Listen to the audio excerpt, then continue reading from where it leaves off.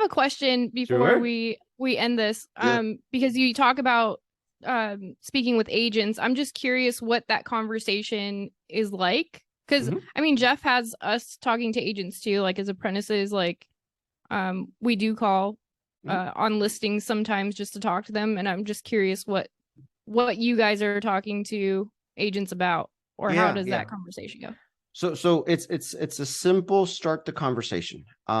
Agents want to talk to people. They really do. I mean, they understand that they're grilled that by their brokerages. So the initial conversation is just, how you doing? My name is Dan. I understand that, you're Jeff. You've been an agent or you are an agent in the San Antonio area or whatever it is Jeff is an agent at. I wanted to reach out because I know that many times you have buyers and sellers that come to you as a resource, and you may or may not have the answer to their problems. For example, would you know exactly what to do if someone is about to get foreclosed in the next 7 days? And shut up. Would you happen what to know what to do if a home requires so many repairs that it's simply not bank lendable and it's not worthwhile putting it on the MLS? Who would you call? Would you happen to know what to do if someone is going through a divorce? One of them wants to keep the home, the other does not.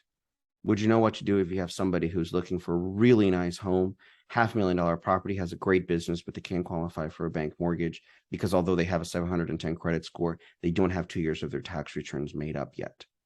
All of those are concerns that I can answer. So the only reason I'm reaching out is so that hopefully I can be in your Rolodex.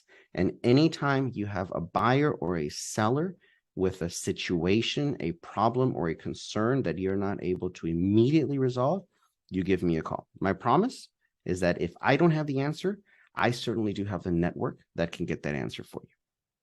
Well, and one of the That's it. concerns should be is what happens when you don't have enough equity to sell the property now, because we're going to start seeing that more and more. Yeah.